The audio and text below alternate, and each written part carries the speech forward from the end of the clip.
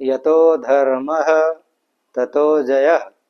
एकम सनातन भारत दल छत्तीसगढ़ से मैं लक्ष्मण पाठक आप सभी का हार्दिक स्वागत एवं अभिनंदन करता हूं। एकम सनातन भारत दल के उदय के साथ ही सनातन पुनर्जागरण का उद्घोष शुरू हो चुका है। एकम सनातन भारत दल हिंदू समाज, हिंदू धर्म, हिंदू संस्कृति, हिंदू परंपरा, हिंदू सभ्यता को अक्षुण्ण रखने के लिए पूर्णतः प्रतिबद्ध है। विभिन्न मुद्दों के क्रम में आज हम लोग जाति जनगणना के विषय पर चर्चा करेंगे। कांग्रेस, समाजवादी पार्टी, राष्ट्रीय जनता दल जैसे बहुत सी पार्टियां जाति जनगणना के पक्ष में हमेशा बोलती रहती हैं। हिंदुओं के बीच इस तरह जातिगत आधार पर भेदभाव करने के लिए कांग्रेस पूर्णतः जिम्मेदार है। कांग्रेस ने ही इस तरह जाति का भेदभाव करके हिंदुओं को कमजोर बनाया। केवल हिंदुओं को कमजोर बनाने में इतना ही नहीं किया, बल्कि बहुत सारे कानून बनाए, बहुत सारे धाराएं उसमें बनाई, बहुत से अनुच्छेद बने।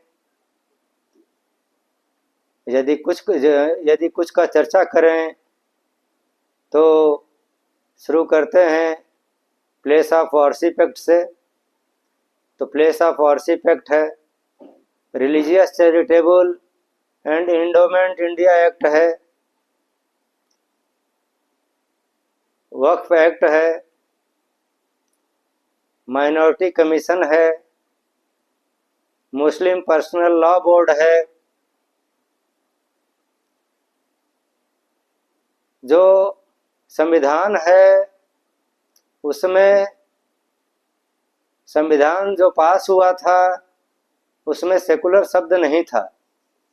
यह कांग्रेस सरकार के द्वारा बाद में जोड़ा गया है। तो जब सेकुलर हो गया तो फिर इस तरह का हिंदुओं के साथ भेदभाव क्यों? हिंदू ही केवल कांग्रेस के निशाने पे क्यों रहे और आज भी हैं। इतने सारे हिंदू बेटियों के गले कटे हैं।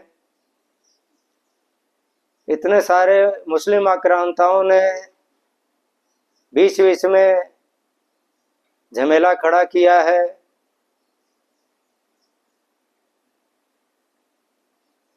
बहुत से दंगे कराए हैं, जिसमें से एक दिल्ली का दंगा भी प्रमुख है।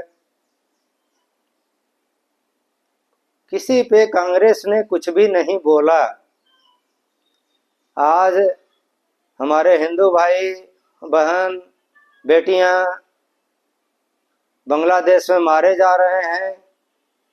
कांग्रेस और उससे जुड़ी जितनी भी पार्टियां हैं उनके तरफ से कोई बयान नहीं आया है। यह बहुत ही दुर्भाग्यपूर्ण है।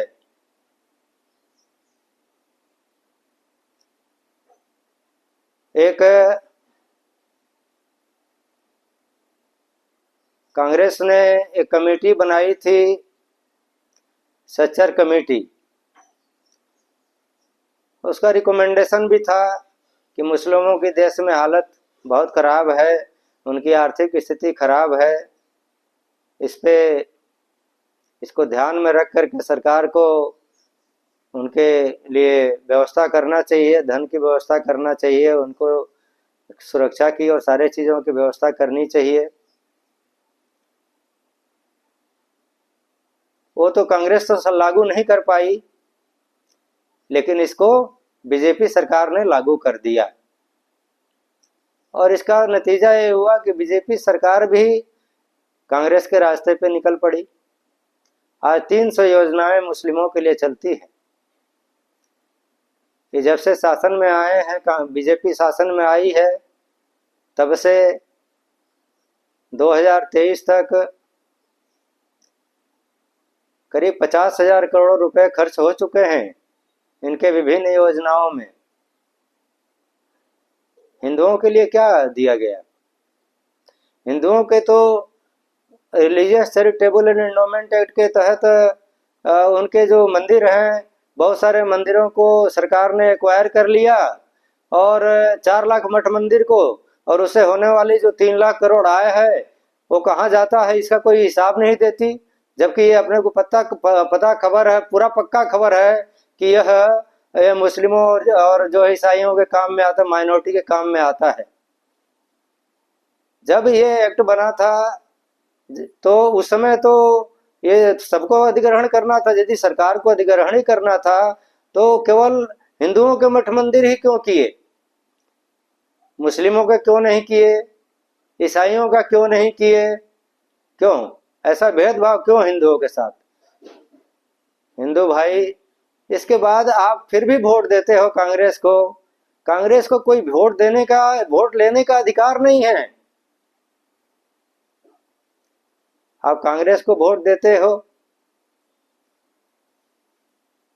कांग्रेस ने अक्षम्य अपराध किया है हिंदुओं को कमजोर करके। हमारे बहुत सारे सनातनी भाई जो कांग्रेस में होंगे वो उन्होंने ध्यान नहीं दिया। बहुत अच्छे अच्छे हमारे सनातनी भाई कांग्रेस में हैं, लेकिन उन्होंने कभी इस तरफ ध्यान नहीं दिया, इतना डिटेल्स में चीजों को जानने का कोशिश नहीं किया, जिससे आज भी वो कांग्रेस के पीछे भाग